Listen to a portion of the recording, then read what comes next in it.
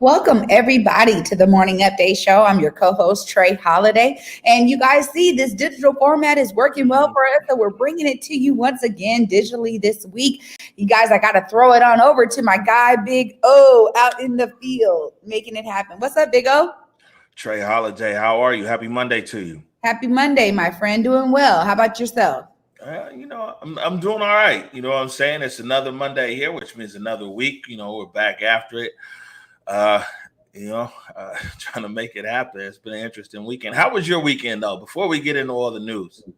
I had a great weekend, man. Nice family time, nice and chill is what I needed. Because sometimes, there's always so much going on in the weekends. So I was able to cut back. My brother's in town. So really having some good family time. All right. What about you? It's a lot of activity this weekend. Unfortunately, a lot of bad activity in the city. And we'll jump right into that. Want to let everybody know, though, we got Tony Benton from Rainier Avenue Radio. He's going to be coming in around 10:30, talking about all the stuff they're doing around political coverage. 11:30? Yeah. What time did I say? 10:30. Oh, I'm sorry. I'm already in the past. Around 11:30. Nobody that I know interviews more people than Tony B. And they got a great lineup around political coverage going into October. So he's going to come and talk about that.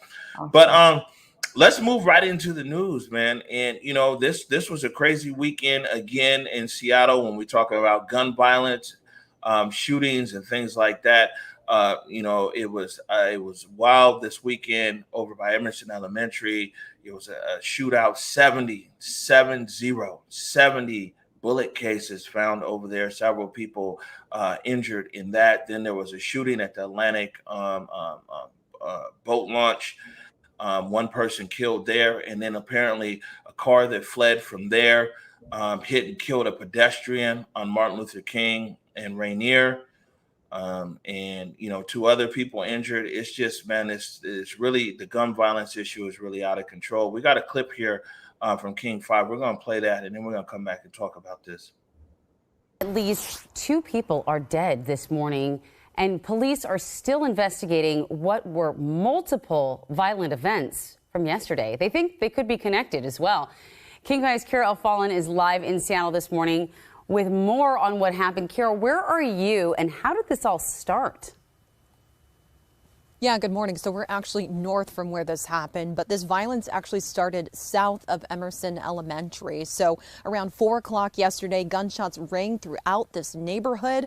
Police say at least 70 rounds were fired. This sent at least 5 people to the hospital. So detectives with the GAIN unit are now investigating this shooting. And then about 4 hours later, gunshots were fired on Seward Park Avenue South. So when police got to the scene, they found a man at the Atlantic City boat ramp had been shot. He died on the scene.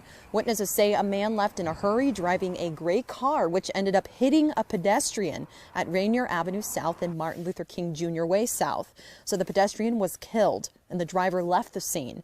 Harborview Medical Center staff say someone from that car ended up in their care, along with someone else, both who claimed gunshot wounds they got from the Atlantic City boat ramp scene. So detectives are still just trying to piece together how these events are connected. They're asking if you have any information at all that you come forward.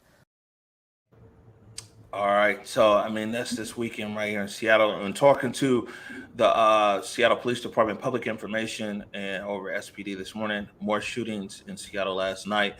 There's a lot going on in the city. And, people are following different things. But this is something like people are literally dying. They're dying in our city. They're dying. And additionally, these deaths disproportionately impact our community. It's a real serious issue right here. Yeah, absolutely. And I think this is even more so another example of why we need to expedite the process and get community members on the ground. We really do need community response teams. We need to understand what that's going to look like immediately. As you said, this almost always seems to disproportionately affect the Black community. And it's something that we need to come up with the solutions from the community so we can actually address this. I think right now we're still in such an interim that, we're waiting on these things to be finalized so that things can move. But there's been a lot of research and work on the ground, and we need to be able to activate those response teams that really come from community so that we can de-escalate a lot of the situations that cause these shootings. They can be stopped before they get to this level. And that's what we really need to press for now. Right. Well, gun violence, is 100% preventable. Death by gun violence is 100% preventable. What we're doing, I saw this headline the other day, and we've already got programming here on Converge. We've got like Good Game Alert with Willard Jimerson, and actually Willard did a show with the chief 2 weeks ago, and but what we're doing is we've put together a roundtable for Thursday. If you could put this up, Oya. So we put together a roundtable for Thursday, and we've got Seattle Police Department Chief Diaz, we got Dre Franklin from Build, Sean Good, Choose 180, Willard Jimerson, United Better Thinking, my brother Kun, 100 Black Parents. I've also reached out to Council Member Zahalai. Again, this is his district where a lot of this stuff is happening. We also want to talk to victims and victim advocates. We also want to talk to parents, who've lost children, who can give other parents insights of like, man, these are the things you need to be looking out for with your children, everything else. So this Thursday from 6 p.m. to 9 p.m., where we're trying to bring everybody together right here on the Converge platform for a very serious discussion about what's going on here. This is unacceptable. And at this point, we talked about this before, this is generational gun violence. When I was at Garfield High School, I remember the murder of June Walker, the murder of Merrick Murray, when I was in high school. And all those years ago, we're still dealing with these issues right now in Seattle. This has to come to a stop. Yeah, absolutely. And I think that, doing that roundtable, that kind of town hall style for all of those folks, that's what we need. Because I think a lot of people out there need to understand that, hey, these guys, we keep talking to them. We have to keep on mentioning them because they are the ones doing tremendous work on the ground. And these spouts of violence that we keep seeing are not an indicator that work isn't happening. That work is still happening. So showcasing that and elevating that is super important. And not only that, but it's also about right now we're in a really interesting and unique time period where, a lot of community out there throughout Seattle needs to understand how these solutions have been mapped out on the ground. And so I'm glad that you're pulling together those folks because they really have been. They've been on the forefront of a lot of this, and they'll be able to explain a lot of their strategy and how they do this. And I know that so much of it, when it comes from community, it's really built on relationships. And that's what we got to get back to. Oh, absolutely. Right. And, and there's different categories for this. There's people that are doing, I guess you say, doing the work downstream. These are people who have already had an interaction, with the criminal justice system. Then there's people who are doing things upstream that are totally exposing children or kids to different things. Well, and they see a different world than maybe guns or gangs or something like that. And so it's important to have all of these type of people in the discussion, the prevention people who are preventing young people. How can we support them, as well as people who are trying to stop people from returning, maybe to a life of crime and things. And like I said, Chief Diaz, the SPD, will be present. We're trying to get a few other people there. It's a very serious issue, something that's very near and dear to heart to me. We'll be talking about it a little bit more later on in the show. On the national front, we're going to jump right into it because we got Tony B coming up here in a little bit. But in the national front, the tapes, the grand jury tapes in the Breonna Taylor case, 15 different clips were released. And, in one of the clips, one of the prosecutors there was saying like, there's more evidence, but we don't really have time to present it. And you can hear a juror saying, no, we have time. This is spiraling even more and more out there in Louisville, Kentucky. Here's a clip right here from, I believe, the Today Show. As the grand jurors listened to the evidence in the Breonna Taylor case, at one point at least, they wanted to hear more. We don't show all the videos, but just because of time. And we got time. 15 hours of audio recordings that Breonna Taylor's family hoped would shed new light on the botched drug raid at her apartment in March that left the 26-year-old emergency room technician dead. The tapes revealing it was a chaotic and confusing scene. Was there a formal plan between the 7 officers as they made approach to serving the warrant? I'm not aware of one. During the hearing, officers can be heard numerous times discussing one of the most important issues in the case, insisting they announced they were police before breaking down Taylor's door. I would say 1 or 2 minutes of me knocking on the door saying police, and I could hear somebody inside get to her. I could hear her. Taylor's boyfriend, Kenneth Walker, also in the apartment, claims police never identified themselves, and he fired a gun he was licensed to carry because the couple was afraid of an unknown intruder. Taylor was killed when police returned fire, what prosecutors have said was justified self-defense. I'm confident that once the public listens to the recordings, they will see that our team presented a thorough case, Kentucky's Attorney General said in a statement, while Taylor's family's lawyer saying the jurors were stonewalled every step of the way by a prosecution team that had a predetermined outcome and a disingenuous agenda. Does this change anything? Not for the family of Breonna Taylor. Our family is not satisfied, and the recordings can't tell it all. One of the grand jurors has asked to speak publicly about the case. The judge may grant that permission. The Taylor family has requested a special independent prosecutor to present new evidence to a new grand jury. And next week, we're expecting to hear the results of an internal Louisville Police Department investigation. More documents, more videos, and more controversy. All right, there you go.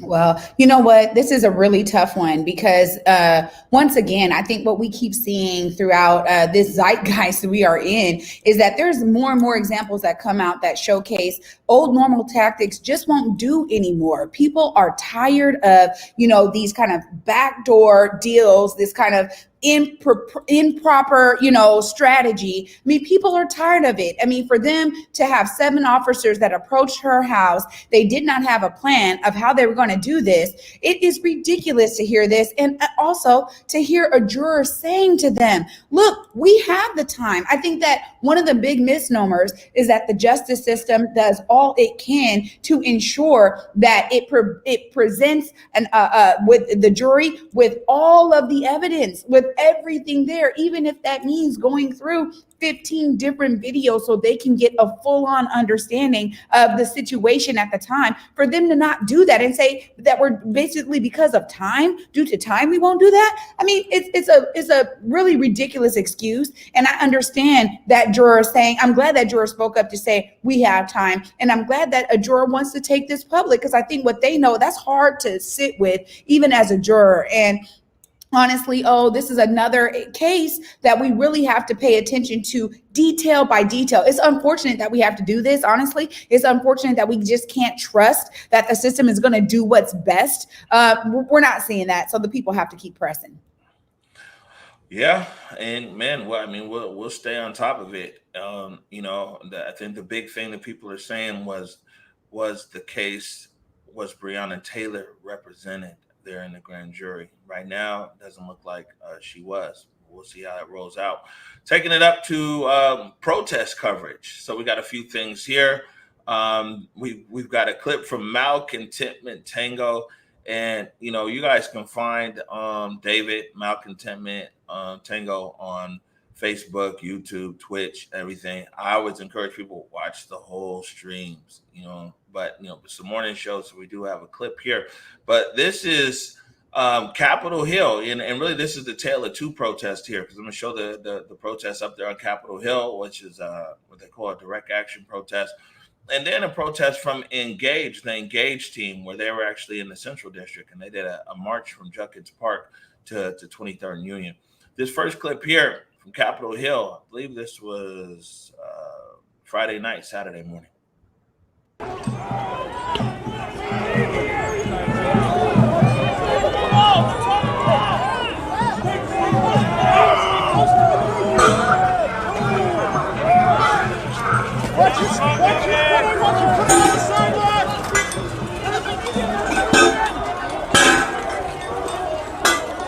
Smoke bombs are out.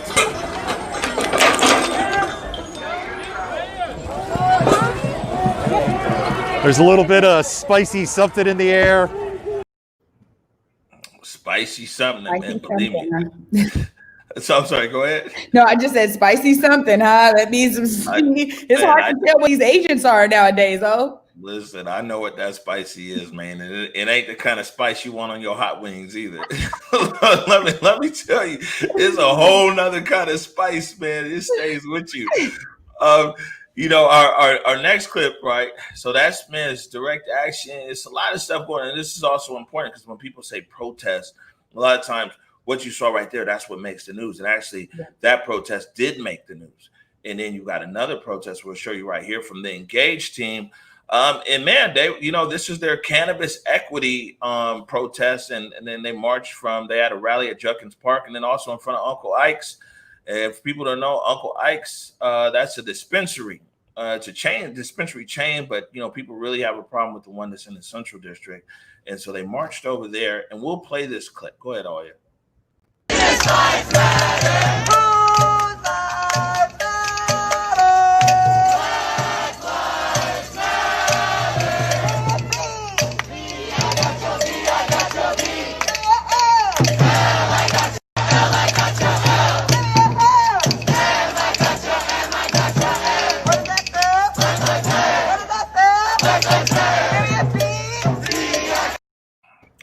So I reached out to the Engage team over there, and they said the purpose of that march was to put pressure on Uncle Ike to have a conversation.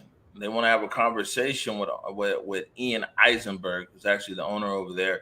Additionally, they're proposing that Washington State should have cannabis equity and land acquisition fund to directly help Black business owners acquire land in the Central District and to allow Black folks to have license to sell marijuana legally in Washington State.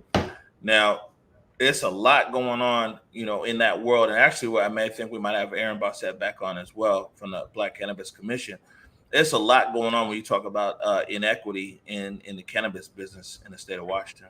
Yeah, absolutely. And honestly, it's this movement, I think, that's really highlighting this because folks like Aaron Bossett and others, there's a whole Black grower cannabis coalition, but they've been doing a lot of this work, again, on the ground, doing the research to understand, hey, what is Washington State? How does Washington State issue licenses around cannabis, retail cannabis, and what that looks like? And the numbers are staggering. Even now, some of the things that these folks experience is that they have folks who are well steeped in the industry, not of color, by the way, that buy up licenses so others cannot buy them. And, honestly, Mr. Ike, Mr. Eisenberg, he has done a lot of tactics that have now starting to become more and more revealed about how he built his business. And so much of it is really hard for the community to sit with in terms of, ensuring that certain businesses are also not opening that are going to be competition for him in his area. He was very business savvy, I'll say, in terms of how he ensured that his business was insulated right there in the Central District and then to make it a chain to go beyond. And so I think that this is a growing story around cannabis, especially right here in Washington State, where we do have a large number of Black folks that are still incarcerated for marijuana related charges. Right. I heard you right there. Growing situation, cannabis. But I mean, I think the bigger issue here is, and this is something the Engage team has continuously put some, a spotlight on, is, it's the bigger thing. We talk about what's going on right now in the state of Washington and Black people and income disparities and everything else, man. The cannabis business, people should really want to open the door. They should want to open the door for Black dispensaries, for Black growers, and everything else. Let's get these Black people along the road of economic sustainability. And so this is a good discussion point here around cannabis. I think we probably need to do a special on that, because there's just a lot of marked inequity around this whole cannabis issue and Black people in the state of Washington. So it would be good to discuss. Also, I bumped into Ian when we were over there at Liberty Bank Building. I bumped into Ian, Uncle Ike, and he said he's down to come on the show and discuss things from his side. So maybe we'll have Uncle Ike on as well.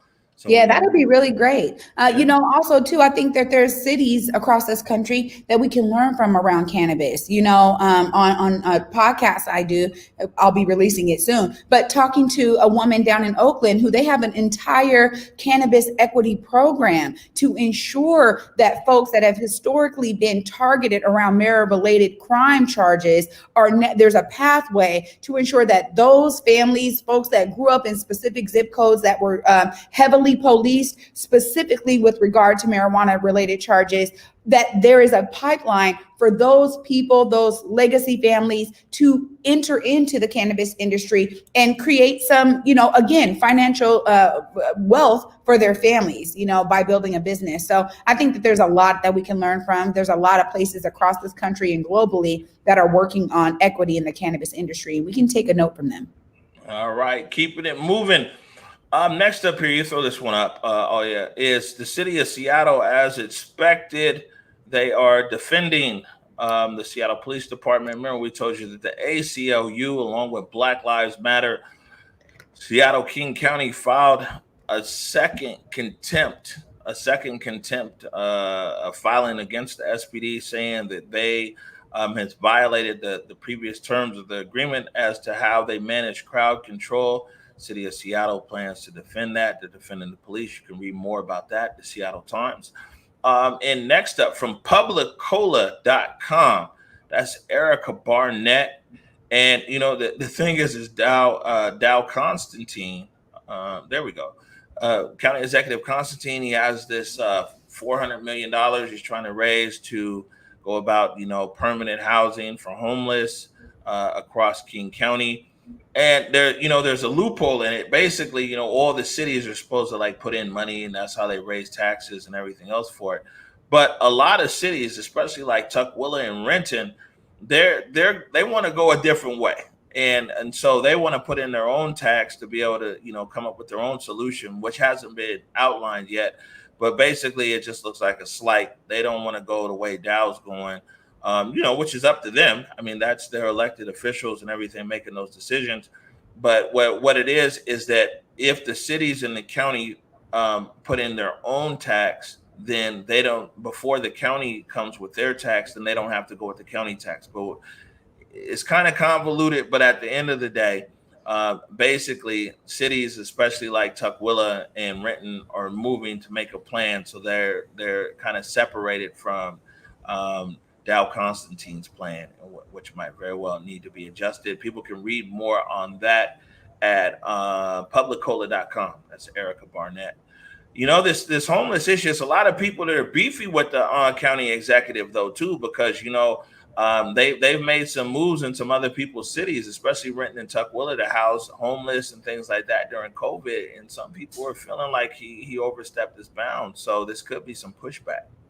Yeah, I think you definitely need to have a collaborative process with any of this and ensure that any city that, you're looking to do this with, that they're on board with it. Is something that, it's the way that we're moving right now, right? Again, even if your authority permits you to make these decisions outside of a city council purview or outside of, even community purview, I don't think that that's the best way to go anymore with any elected officials. I think them making sure that they have their constituents on board, that this is something that is really resonating with community and groups on the ground, even, city council, things like that. That's the way to really start moving in this regard. I think we're seeing that in Seattle. I think it definitely plays out in all the other cities too, right here within King County.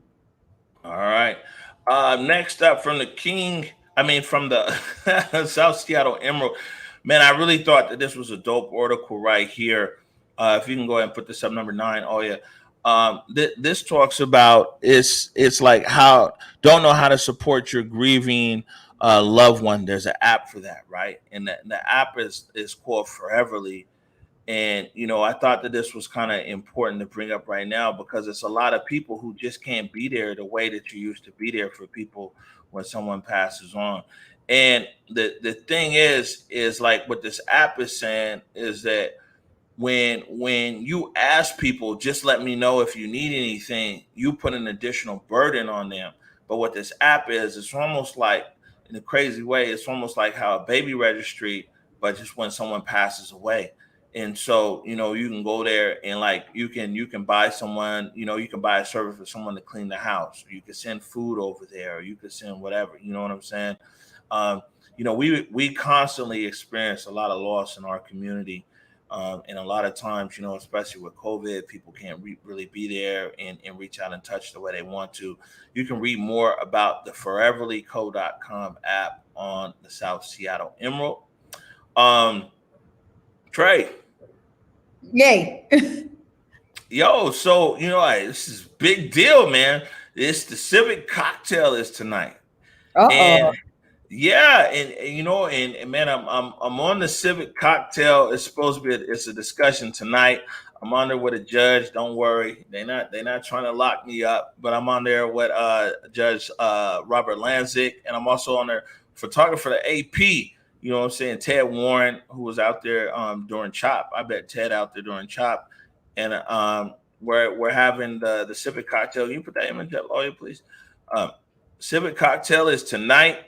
And so that's at 6:00, and you can go to seattlecityclub.org and you can check that out. You know what I'm saying? It's a lively discussion. It's live, like lively, and it's live. So it'll be on there live tonight at the Civic cocktail. And you know, I mean, they had a lot of questions about, you know, we did a pre-interview, a lot of questions about CHOP, stuff like that, everything else. I mean, like, I'm gonna talk about it. You know what I'm saying? I mean, apparently, like this, people want to know, but you know, I've really reduced the amount of things that I really talk about in public these days. Because to be honest with you, man, it's like re-traumatizing. You know what I'm saying? It's mad triggering and everything else. But we're gonna do the Civic cocktail tonight at 6:00. That's really important, though, because I think that there's a part of lived experience that you just can't get from the reporting. I mean, and if folks didn't have the time to be on the live stream, you know, for 3 and 4 or 5 hours, whatever it is, to just try to figure out where to get the information. So, you know, I'll just send you a love of appreciation for sharing your story and your lived experience on Civic Cocktail tonight. That'll be great. And I think it also will really share and kind of enlighten that audience, which I know is like a different audience too. So some of this is about spreading a little bit of it so folks have an understanding and they're not just going off of these major media reports they're seeing, which we know have been so misguided. So it really is about having a sound voice in the room. You're that sound voice, my friend. Great work. You already know we're going to keep it real. We're going to keep it trill. The last thing for this segment, and we're going to take a break, and we're coming back with Tony B, is, man, you know, this one right here really touched me, Trey Holiday. You know what I'm saying? 163 veteran Metro bus drivers are, you know, they're retiring. They're doing an early retirement. And this article in the Seattle Times, man, you know, it really touched me all the way around. Because, you know, I was a Metro bus kid. And if you were in Seattle and you were a Metro bus kid, then you remember this. And I mean, they profiled quite a few bus drivers, but this driver right here, Robert Duncan, you know, from the Central District, you know, and drove the bus for decades. And he talks about how back in the day, and you know, like the bus drivers had the brown vest, and in the CD, that was like a, you know, it was a badge of respect. It was like, yo, they work for Metro. That was like a big job back in the day.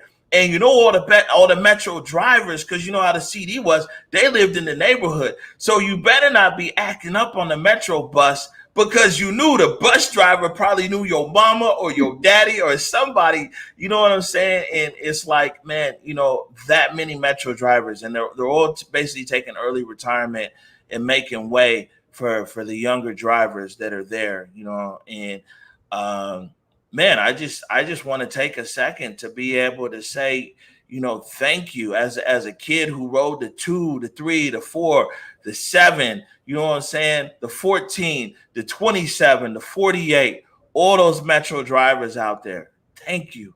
We appreciate you. Yes. I love you for uplifting this story, because I was just like you, man. We were Metro kids, man.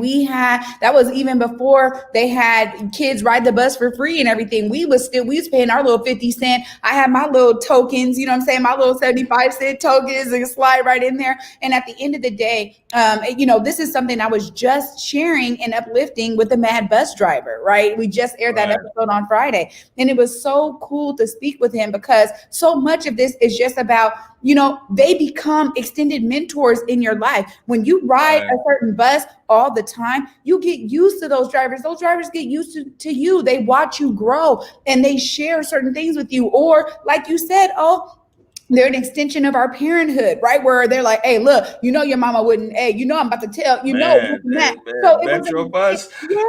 An extension of family in that way. So I think that there's this saying 4,400 combined years of memories. I mean, that's something that is like its own documentary. So I'll be reaching out to Eric, the writer here, so I can try to get in contact with some of these drivers because their stories and the legacy really that their lived experience really holds is something that I think can really inform so many of us. So that's beautiful, man. I'm glad we're uplifting that story. And shout out to them for taking early retirement and making way for the next generation of drivers.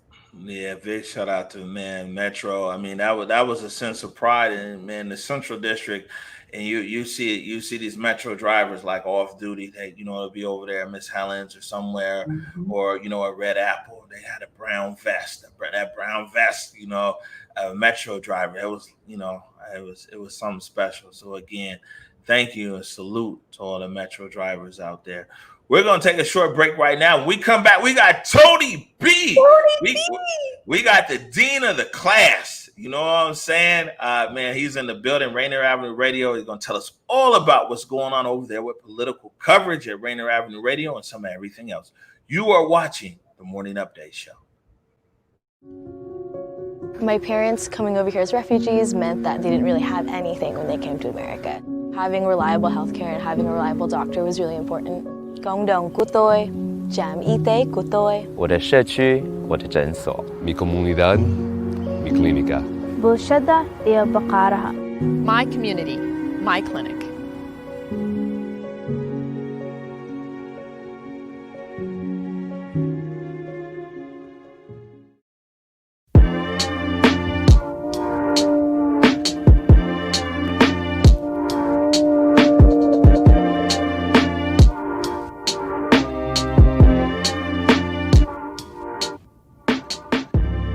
Converge Media produces culturally relevant content for Black and urban audiences. Our coverage is raw, transparent, and objective, praised by community leaders, government officials, and residents.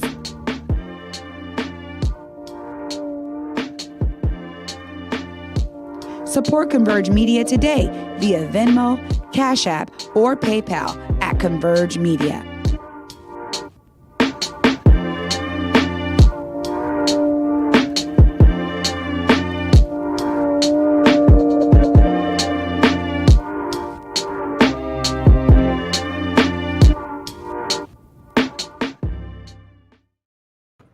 Good vibes on that. And people only could see our dance during the break, right? Hey, dabbing over here and everything. Good time. Hey, Trey Holiday. So listen, man, we have, like I said, the dean of the class here. I mean, man, definitely our mentor, our OG, and I'm not saying OG because he's old either, but I'm saying OG because of experience and man, what he's done and just been, like I said, the dean of the class, the leader of the class. Every time we have Tony B on here, you know what I'm saying? It's a tip of the hat, man. Ladies and gentlemen, welcome Tony B from Rainier Avenue Radio. What's up, O? And you know what, man? It's okay to call me old. I created a new superhero. You know, they got Aquaman and Superman. I figured I would be Old Man. Good one, Tony B. Great to have you on, brother. I tell everybody, it's like, and Tony, man, I don't know if you caught the this town hall that we did the other day, man, but it was like it was like the first sentence, everything. I was like, yo, I gotta pay homage to Black media. You know what I'm saying? So of course, I mentioned the Medium and the Z Twins, and of course I mentioned the Facts, the South Seattle Emerald, and of course I mentioned Rainier Avenue Radio. You know what I'm saying? Like, it's real deal. And it's saying Rainier Avenue Radio, that's today, but it also encompasses, what you've done for us Black media professionals in the city of Seattle throughout your career. You're at Rainier Avenue Radio today, but people need to realize that, man, you've had a career of Black media excellence. And so, every time I see you, I always want to salute you, sir. Oh, well, thank you, O. And thank you too, Trey.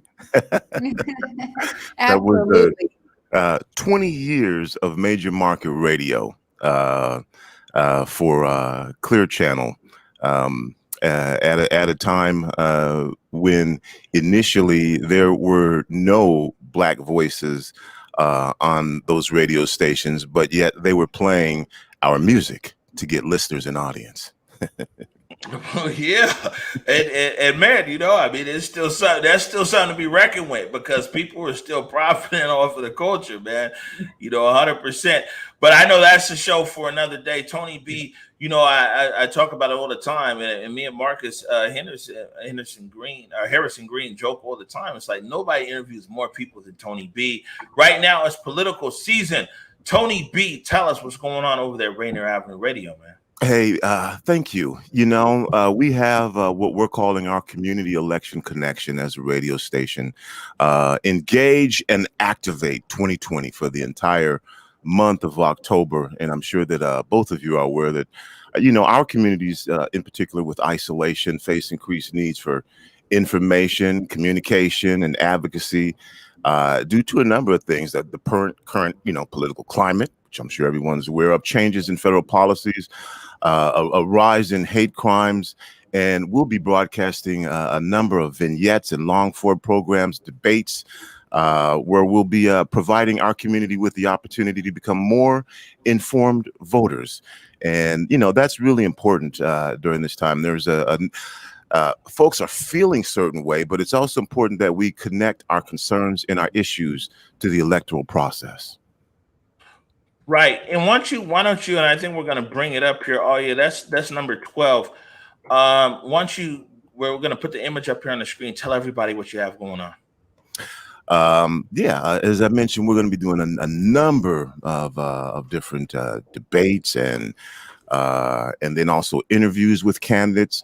And I'm talking everything from justices, those who are running for United States congressional seats, legislative districts, and of course, all of the various initiatives and referendums that are on the ballot. And those are separate to a particular community. And so we're trying to make this statewide.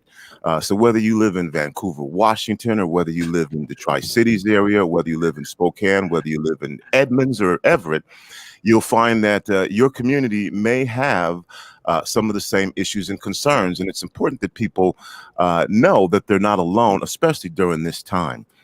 So starting tonight, we have our first debate, which is the Supreme Court Justice position number 6.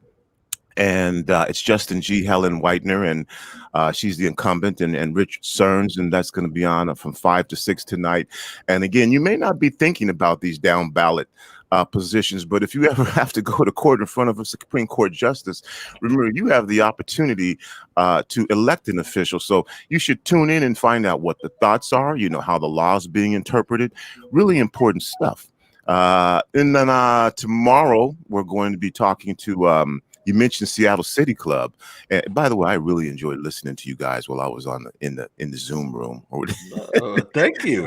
And Whitney Keys, who's the executive director of Seattle City Club, which is also the Washington Debate Association, will be joining us, and we're going to talk about debates and what that means and what that looks like, and how the Washington Debate Association goes about the process again of organizing the gubernatorial debate, which will also be airing the following night, we'll be airing the gubernatorial debate the following night. So Whitney will be on to talk about debates and the history of debates, and we'll, especially after the bizarre debate that we had recently. Man. It's easy to forget that this should be an opportunity for our communities to find out information about the candidates. And so, that'll be at 5 o'clock on Tuesday. Then on Wednesday, we'll have the gubernatorial debate. And then on Thursday, I'm really excited about this one as part of our series.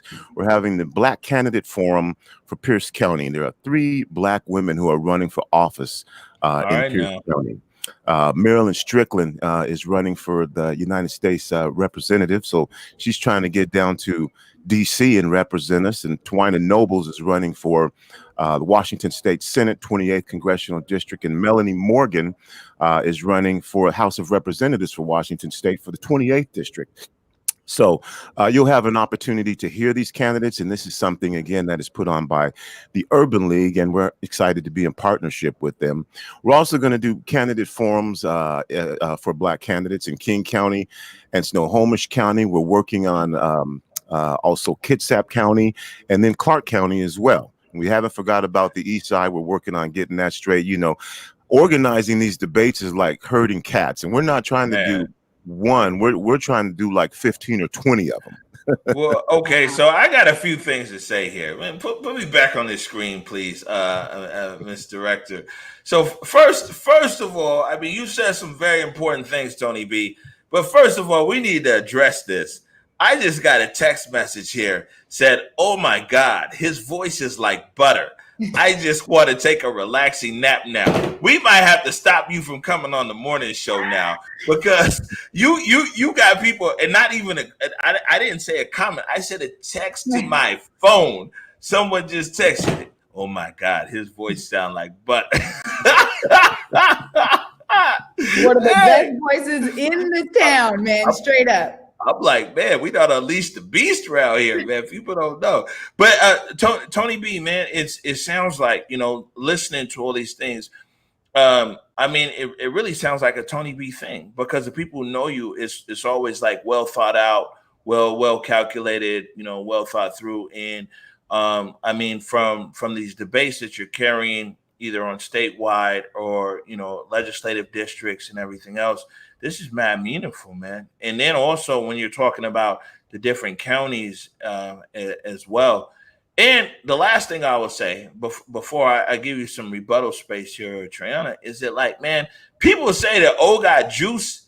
Tony B got the juice. He's like, yes, and this person's running for the U.S. House of Representatives. And these 2 candidates are running for president of Mars. You see what I'm saying? Like, man, I ain't done Tony B.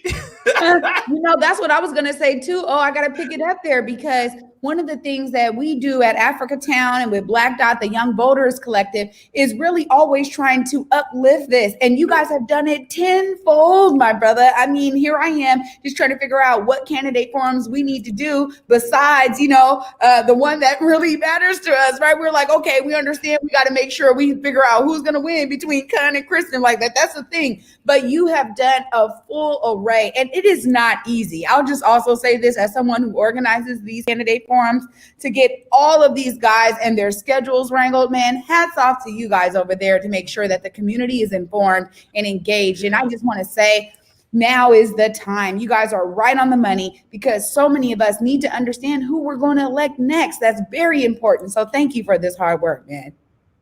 Well, appreciate it. And, again, it's critically important, especially in these times, and in addition to that, it's important that we connect youth voters, to this process. In the 2016 election, 18 to 24-year-olds were the demographic that voted the least. And so we've created a curriculum that we're going to be offering in high schools. It's 5 workshops, 1 hour each workshop, because for one, at 16 and 17 you can actually pre-register. At 18 you become, if you pre-register, registered to vote. But then what happens? You're expected to know all these things, and some of the things that I just mentioned: referendum, legislative, congressional. How do you find out this information? Well, it's also important. So we're going to be going to high schools, and we're going to be offering these classes virtually at high schools, where we're going to be educating youth about the who, what, where, how, and why of voting. We'll be sharing with them the candidates' offices, what these offices mean, what they do, how they should select the right candidate for them. We'll talk about barriers to voting and how voter suppression impacts the vote. We're going to talk about the history of voting, which is important to know so that you know how you got this right. And of course, the importance of local elections, the down ballot elections. We're talking about, a lot of people are talking about, Biden and Trump. It's the things that happen in your community that you have a lot of control over. And, at the end of these courses, students are going to learn how to connect their values to the electrical action and voter registration, and they'll have the skills to create change on issues in their own community. There's a lot of protests going on right now. But another part of this is important, is being able to connect what your important issues are to the electoral process to make change. And so that is critical as well. And so again, and in some instances, because a lot of times our students have to work or do childcare. And so we're actually going to be offering stipends to some students in order to take this class to help them become more informed, so it doesn't take away from Give me the loot. So, if there are students out there who are interested in taking these classes, you can just hit us up at RainierAvenueRadio.world. We're probably going to be in your high school if you're a South Seattle high school, definitely. So it's a couple of things, it's making sure that our community overall is informed. And then for first-time voters, we have to provide them with the information to help them become more informed voters and more educated voters, because this is about your life. This is about your future. And, you could very much well say that, the democracy's at stake. Yeah. Man, Tony B, he's coming in here like, man, they got it going on.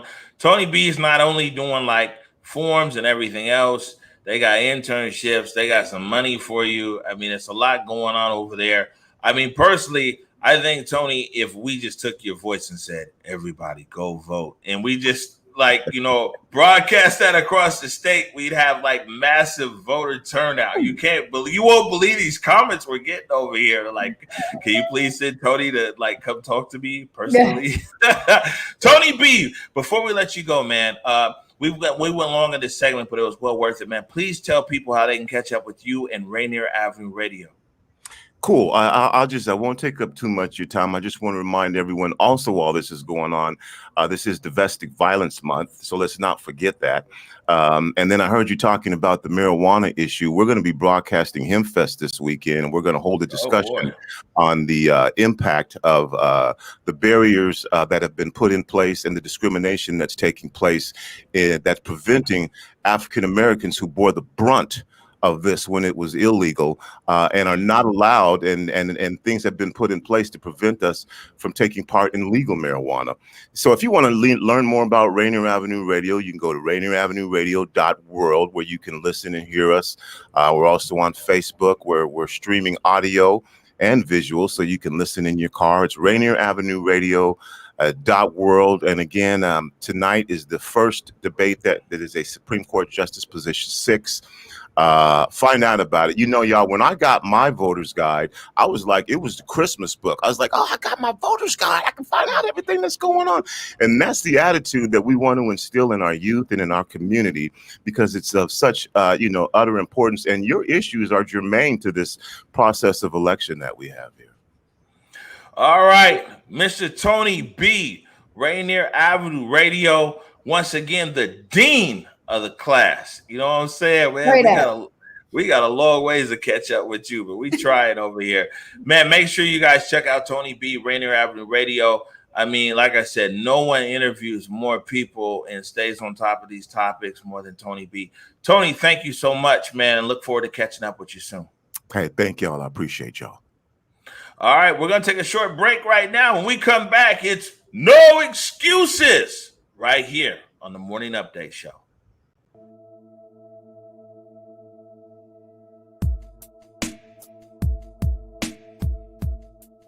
Converge Media produces culturally relevant content for Black and urban audiences. Our coverage is raw, transparent, and objective, praised by community leaders, government officials, and residents. Support Converge Media today via Venmo, Cash App, or PayPal at Converge Media.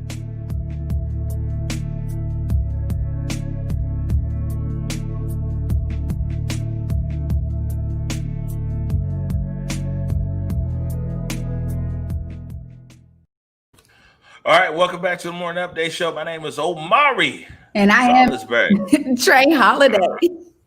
See, that's when we go on this timing thing. It's got through your curve. I was about to say, also known as the Big O. There we go. Trey Holiday. Hey, and just when that ad that just said, you just said right there, it's just like, man, on the real, you know what I'm saying? We're doing all of this just off of donations, you know what I'm saying? And if you like what we're doing here and you see here at Converge Media and you know how we're trying to move things, you know what I'm saying? We invite you to make a donation either one time or, you know, you can subscribe. You could be a subscriber, $5 a month. You could tell people like, I subscribe to Converge. I support the movement. You know what I'm saying? No matter what, though, just go to like where we converge /donate. We got that there. Yo, I want to make sure we get this in here. Always look at the director. The director's like, it's on the bottom. It's on the scroll. Look at the scroll. All right. So, man, you know, we've been talking about noexcusesjobs.com, and it's the big thing. It's like when we're trying to make a dent in this income gap in Seattle between Black people and everybody else. You know what I'm saying? It's a website right there, No Excuses. And I've got an interview. What is that? I think it's number 11 there. So we sat down with Gusti Clark. That's my partner in crime over here, or our partner in crime, Converge partner in crime with No Excuses. And we chatted for a few minutes about what people can expect from this No Excuses platform. We got to get people jobs, y'all. Here you go. All right. So you guys have been hearing me talk. No excuses, noexcusesjobs.com. You know, we're getting closer and closer to the big launch. I thought that I'd bring my partner in crime with noexcusesjobs.com, Gusti Clark, onto the show. Gusti, tell people all about No Excuses. Yes, thank you so much. So we've heard from companies time and time again where they're saying, oh, we can't find enough qualified, diverse candidates. Okay, well, that's the whole point. No excuses. This platform is curated for Black professionals specifically to match us up with qualified jobs. Okay, so this is solving two problems, really: the wage gap that we've been experiencing in our communities, and then also the lack of representation. So this platform is so unique because it allows you to upload a video of yourself, which allows our resumes essentially to come to life, and it's matching you with the employer. So again, we have several key employers who are putting their money where their mouth is and looking for diverse candidates, specifically in the Black community, jumping on this platform also, and allows us to match the two. So hopefully you can check it out. And if you are a job seeker, or you know somebody in your family who's also looking for employment, or you're looking to grow into a new role altogether, this is the place for you. You know, this is something near and dear to me because, like I said, when I came home, I couldn't get a job like three years ago. I couldn't even get an interview, let alone a job. Couldn't nobody even give me an interview. Not even like an interview we doing right now, man. I mean, it was tough, and I really felt like I had a lot of experience and a lot to offer a company, but man, I got looked over. And so I you know, this is one of the things about No Excuses is it presents the candidate in a whole different type of format. It does. It really allows, like I said, for you to kind of come to life and express yourself and your skill sets and allow the employers to really see you and to really hear you, but also exposing you to new opportunities. And that's what everything is about. You can see our whole workforce landscape has completely changed. So how are we now being able to move forward and being able to provide and grow in our careers, right? Well, this is our way to be able to do that. All right. And so what should people do right now? What's available right now? Please go to noexcusesjobs.com and sign up there. You'll find our page, and then you'll get an opportunity to join our platform. We will be releasing several iterations in the coming weeks here, so stay tuned for a lot more. But please go to the website now and get registered. All right. Gusti Clark, noexcusesjobs.com. you know, I mean, we're going to continue this when we get off air. But you know what I'm saying? Because I'm so excited about this. I'm sure we'll be talking to you soon, even in the next few days. Thanks so much. That's it. All right. So you see, like, man, what I'm saying, we need these jobs out here. There's a lot of people in our community. If you look at me, if you look at Omari, I mean, Triana has a similar story, and you're like, man, you know, this guy has a lot of skills, a lot of capabilities, a lot of whatever. I was passed over, my friends. Came down back here to Seattle, who had one of the lowest unemployment rates in America, and I couldn't even get an interview. So, you know what I'm saying? If you think that Omari might be special or Triana might be special, imagine we got a whole community full of special people, man, who, man, they just can't get literally their foot in the door. Absolutely. I think that there's so much to be said for this platform, noexcusesjobs.com, because there's a lot of stuff happening on the foreground, but we need things like this. This is the curation of all of that data and all of that Black brilliance that we talk about. So I encourage you, if you already have a job, but it's not what you want to be doing, and you really want to take it to the next level, go to noexcusesjobs.com. Register there, like Gusti said. And I think that giving yourself a leg up in terms of, yes, let me take a different approach. Let me work with a group whose main, job, their whole goal is to ensure that I'm getting to the next level because of my brilliance. Bring yourself on, register. I wish that it was there when I was looking, because just like you said, man, got passed up for everything, man. They didn't want me to produce anywhere. So, hey, we started producing in our community, you know what I'm saying? Yeah, we did it our way. We knew we had good skills, my brother. We're showing them right now. Yeah, we did it our way. And also, all you businesses out there, especially the ones that might have a banner in your office that says, like, we support Black lives or Black people are important. Guess what? You get to do more than just put a banner up. You know what I'm saying? You get to actually hire some Black people and pay them. Go to noexcusesjobs.com. You know what I'm saying? If you're a hiring manager, we want to see you there as well. It looks like we're up against it right now. So we're going to push Melanin Magic to tomorrow. We got a great segment for that. Once again, if we have a Civic cocktail, can you bring that up real quick? Civic cocktail tonight, 6:00. You know what I'm saying? You'll catch me out there. We've got a Judge Robert Lanzik there. We've got an AP photographer, Ted Warren there. So it'll be a great event. Triana, I think you might already be standing. I got work on it out here, man. I got work on this. Also, I gotta be able to bring a microphone with me too. Hey, I would appreciate everybody for tuning in today. Like I said, we have the town hall. This is gonna be a big deal. We got the town hall that is Thursday at 6 p.m. to 9 p.m. We got Chief Diaz. We got a lot of community people there. You know what I'm saying? This is going to really be groundbreaking. We want to be able to move forward on this issue of gun violence in Seattle. So we want you to join us there. But otherwise, until tomorrow at 11 a.m. Yeah. Peace. Lift every voice and sing till earth in heaven ring with the harmonies of liberty. Let our rejoicing rise as the listening skies. Let it resound loud as the rolling sea.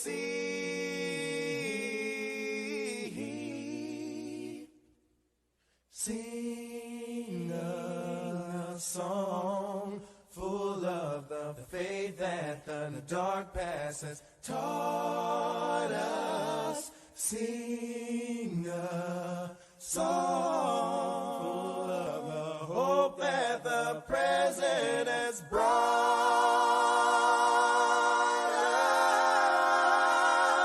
us.